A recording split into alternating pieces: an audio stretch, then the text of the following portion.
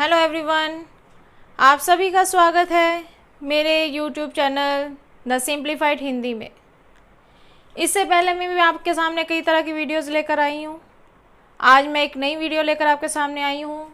आज मैंने जो अपनी वीडियो का विषय लिया है वो मैंने ग्रामर का लिया है और वो है अलंकार। अलंकार परिभाषा क्या होती है इसकी? अलंकार यानी कि जिस प्रकार किसी स्त्री को अपने आप को सुंदर दिखाने के लिए आभूषणों को, गहनों को डालना पड़ता है, ग्रहण करना पड़ता है, उसी प्रकार किसी काव्य के सौंदर्य को बढ़ाने के लिए अलंकारों का सहारा लेना पड़ता है। अलंकार वो होते हैं जो कि किसी काव्य के सौंदर्य को अलंकृत करते हैं, यानी कि बढ़ाते हैं, किसी काव्य को सजाते हैं। अलंकार जो हैं वो कितने प्रकार के होते हैं? अलंकार दो प्रकार के होते हैं। एक पहला क्या है? शब्दालंकार, और दूसरा कौन सा है? अर्थालंकार। जब भी हमारे से पूछा जाता है कि अलंकार कितने प्रकार के होते हैं, तो हम उसे कहते हैं कि अलंकार जो है वो मुख्य रूप से दो प्रकार के होते हैं, शब्दालंकार और अर्थालंकार। उसके बाद शब्दालंकार के अपने भेद होते हैं और अर्थालंकार के अपने भेद होते हैं। शब्दालंकार के तीन भेद माने जाते हैं, अनुप्रास, यमक, श्लेष। और अर्थालंकार के बहुत सारे भेद होते हैं, लेकिन आज हमने जो भेद लेने हैं वो सिर्फ हमने अपनी पुस्तक के से संबंधित, अपने सिलेबस से संबंधित ही हमने अलंकार लेने हैं। और इसमें हमने सिर्फ और सिर्फ 5 अलंकार लिए हैं: उपमा, रूपक, उत्प्रेक्षा, अतिशयोक्ति और मानवीकरण। इसमें मैं हर एक अलंकार की परिभाषा आपको समझाऊंगी, अलंकार की पहचान कैसे होती है ये आपको बताऊंगी, और अलंकारों में ऐसा क्या होता है, काव्य में ऐसा क्या होता है, पंक्तियों में ऐसा क्या दिया होता है जिससे हमें अलंकार को पहचानने में आसानी होती है। इन सब का वर्णन मैं आज आपके सामने करूंगी। पहला अलंकार लेते हैं, अनुप्रास अलंकार। अनुप्रास अलंकार किसका भेद है? हमारे शब्दालंकार का। तो अनुप्रास अलंकार में वर्णों की आवृत्ति एक से अधिक बार होती है, यानी कि जो भी हमें पंक्ति दी होती है उस पंक्ति में वर्णों की आवृत्ति मीन्स बार बार आना, यानी कि जो वर्ण हैं वो एक से अधिक बार उसमें आते हैं। वर्ण क्या है हमारे? क, ख, ज, कुछ भी हम ले सकते हैं, जो भी हमारे वर्ण हैं। अब एक उदाहरण में आपको बताती हूँ। कालिंदी कूल कदम्ब की डारण, इसमें क्या है? ये और ये 3 बार क शब्द का प्रयोग हुआ है, 3 बार क वर्ण का प्रयोग हुआ है।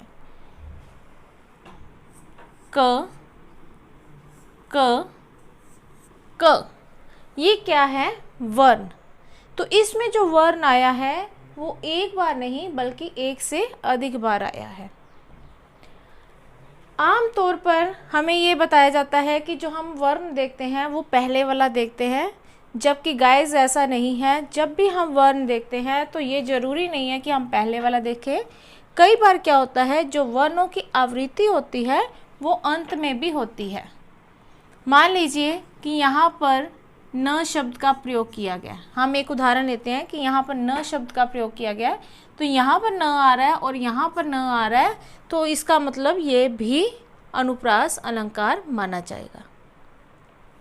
तो अनुप्रास अलंकार में क्या होता है? वर्णों की आवृत्ति एक से अधिक बार होती है। दूसरा लेते हैं हम यमक। यमक अलंकार में क्या होता है कि एक शब्द जो है वो एक से अधिक बार आता है। एक शब्द एक से अधिक बार आता है और उसके हर बार अर्थ जो है वो अलग होते हैं। यानी कि एक शब्द 2 बार आया तो दोनों बार ही उसके अर्थ जो हैं वो अलग अलग होंगे। एग्जाम्पल देखते हैं। काली घटा का घमंड घटा, यहाँ पर घटा शब्द आया और यहाँ पर घटा शब्द आया, तो दोनों में क्या है, अंतर क्या है। काली घटा, घटा क्या है, जब हमारे बादल छा जाते हैं, बादल आते हैं तो काली घटा छा जाती है। का घमंड घटा, घटा का यहाँ पर अर्थ क्या है, कम होना, कि उसका घमंड जो है वो कम हो गया। तो शब्द तो एक ही आया दोनों में, लेकिन दोनों बार जो उसके अर्थ हैं वो भिन्न भिन्न हो गए, अलग अलग हो गए। यहाँ पर ध्यान देने योग्य बात क्या है कि जब हमने अनुप्रास अलंकार लिया तो वहाँ पर हमने वर्णों को देखा, शब्दों को नहीं देखा, सिर्फ हमने वर्णों को देखा। परंतु जब हमने यमक अलंकार को देखना है तो वहाँ पर हमने वर्णों को नहीं देखना बल्कि शब्दों को देखना है। अगला है श्लेष।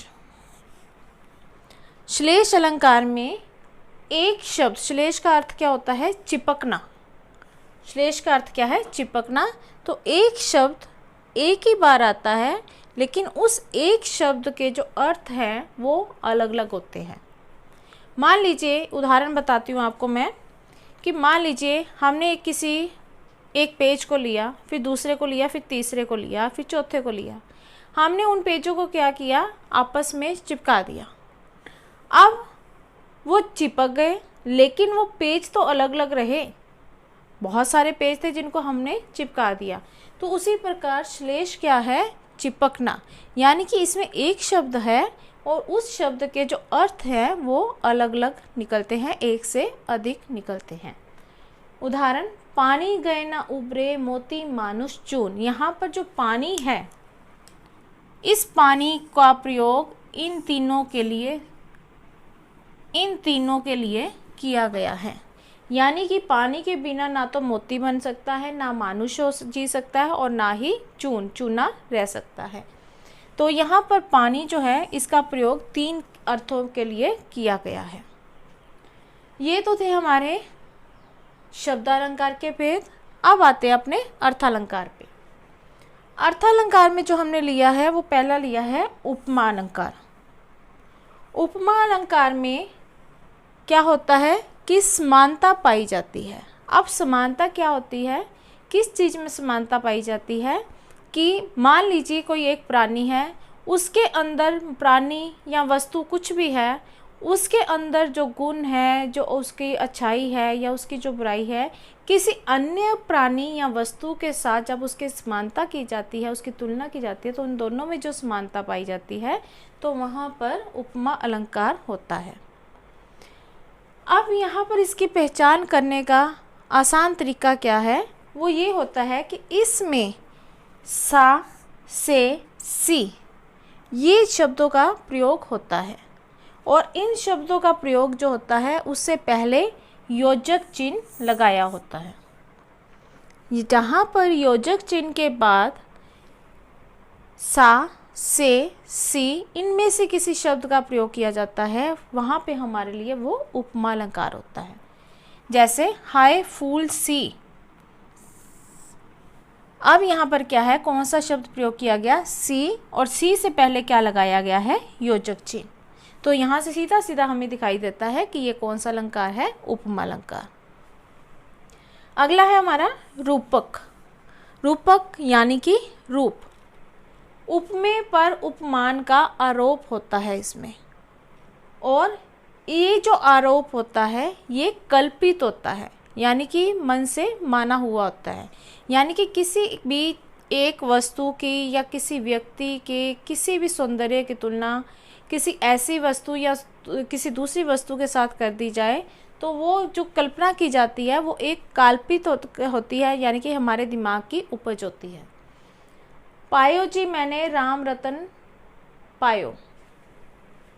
यहाँ पर इसकी एक और पहचान है कि इसमें जब 2 शब्दों का प्रयोग होता है रूपक अलंकार में, तो यहाँ पर भी बीच में योजक चिन्ह लगा होता है, और इस योजक चिन्ह में, उपमा अलंकार में योजक चिन्ह के बाद क्या होता, सा से सी, लेकिन इसमें सा से सी नहीं होता, बल्कि दो शब्दों के बीच में जिनमें तुलना की जा रही है उन दोनों शब्दों के बीच में योजक चिन्ह होता है। राम रतन, यानी कि राम रूपी रतन पाया, मैंने जो पाया है वो मेरे लिए क्या है, राम रूपी रतन। अगला है उत्प्रेक्षा। उत्प्रेक्षा में उपमेय में उपमान की संभावना होती है। इसको सीधा सा एक पहचान का सीधा सा इस अलंकार का तरीका है कि इसकी हम पहचान कितनी आसानी से और कितनी जल्दी से कर सकते हैं। उसका सबसे आसान तरीका है कि इसमें पंक्ति में कुछ शब्दों का प्रयोग होता है, जैसे जानो, मानो, मनु, जनु आदि। ये शब्द कुछ ऐसे ही ज्यों त्यों ऐसे शब्द होते हैं जहाँ पर पंक्ति में हमें ये शब्द दिखाई देते हैं, वहाँ पर हमारे लिए वो उत्प्रेक्षा अलंकार होता है। जैसे मानो हवा के जोर से, तो यहाँ पर किस शब्द का प्रयोग किया गया है, मानो। मानो हवा के जोर से, तो यहाँ पर मानो शब्द आ गया, तो ये सीधा सीधा हमारा कौन सा अलंकार है, उत्प्रेक्षा अलंकार। अगला हमारा है अतिशोक्ति। अतिशोक्ति का अर्थ क्या होता है, किसी भी बात को बड़ा चढ़ाकर करना। ये हमारी आम जीवन में ही होता है कि हम कई बार किसी भी बात को, इतनी सी बात होती है, उस बात को खींच खींच कर हम उसको बड़ा कर देते हैं, उसको बड़ा चढ़ाकर बोलते हैं।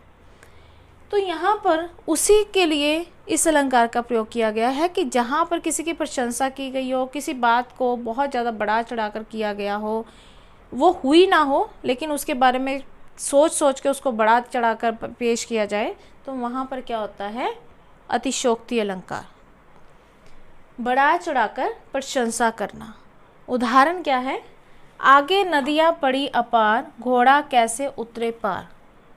राणा जी ने ये सोचा कि मेरा घोड़ा उस पार उतर गया, लेकिन ये सिर्फ उनकी एक कल्पना थी। वो कल्पना में ही सोच रहे कि उनका घोड़ा जो है नदी के उस पार उतर गया है, लेकिन असल में उनके आगे बहुत बड़ी नदी पड़ी थी, नदियाँ पड़ी हुई थी, तो वो उस नदी को अभी उसने पार नहीं किया था, तो वो उस पार दूसरी तरफ कहाँ पहुँच सकता था।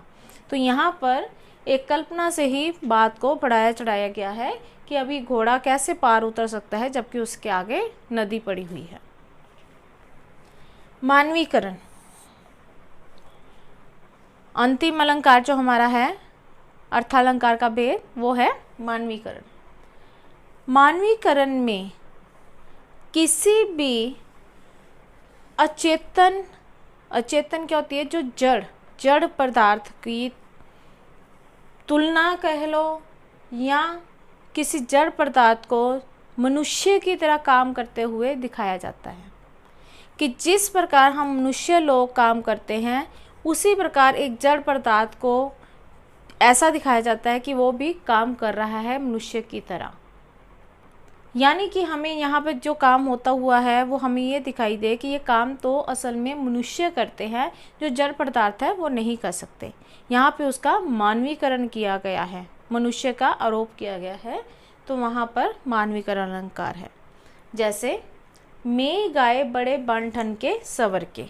अब यहाँ पर किसकी बात की गई है, मेघ की, और आगे क्या कहा गया है, बन ठन के सवर के। अब अगर हम यहाँ पर देखें तो मेघ आए, मेघ क्या होता है, बादल आए हैं, वो किस प्रकार से आए हैं, बन ठन के और सज सवर के। अब सज सवर कर कौन रहता है, एक इंसान, एक मनुष्य। जब भी मनुष्य जाता है कहीं तो वह सज सवर कर और बन ठन कर जाता है। तो यहाँ पर मेघों से वो काम करवाया गया है जो एक मनुष्य करता है, यानी कि मनुष्य जिस प्रकार सज सवर कर जाता है, उसी प्रकार जो मेघ है वो सज सवर कर और बन ठन कर आए हैं। एक बार दोबारा से देखते हैं कि हमारे अलंकार के कितने भेद हैं, 2 हैं प्रमुख रूप से, शब्दालंकार और अर्थालंकार। शब्दालंकार जो है उसके 3 भेद हैं, अनुप्रास, यमक, श्लेष, और अर्थालंकार के उपमा, रूपक, उत्प्रेक्षा, अतिशोक्ति, मानवीकरण। भेद तो इसके बहुत सारे हैं, लेकिन हमने सिर्फ जो मुख्य हमारे लिए हैं वही लिए हैं। अनुप्रास अलंकार में क्या होता है कि एक वर्ण की वर्णों की आवृत्ति जो है वो बार बार होती है। और यमक अलंकार में क्या होता है, वर्णों की आवृत्ति नहीं होती बल्कि शब्द जो है वो एक से अधिक बार आते हैं। और श्लेष अलंकार में क्या होता है कि एक शब्द एक ही बार आता है और उसके जो अर्थ है वो अलग अलग होते हैं। अब अर्थालंकार के भेद। उपमा में ये हमारी क्या पहचान है कि यहाँ पर योजक चिन्ह लगा होता है दो शब्दों के बीच में, और योजक चिन्ह के बाद क्या आता है, सा से सी। रूपक अलंकार, दो शब्दों के बीच में योजक चिन्ह लगा होता है और उसमें अपनी कल्पना से किसी भी चीज़ के साथ उसकी आरोप किया जाता है, उसकी कल्पना की जाती है। उत्प्रेक्षा, इसमें हमारी पहचान के क्या है, जानो मानो इहूँ तीहूँ जीहूँ ज्यों त्यों, ये शब्द जहाँ पर आए, काव्य में हमारे पास दिए हो, पंक्ति में दिए हों, तो वहाँ पर उत्प्रेक्षा अलंकार है।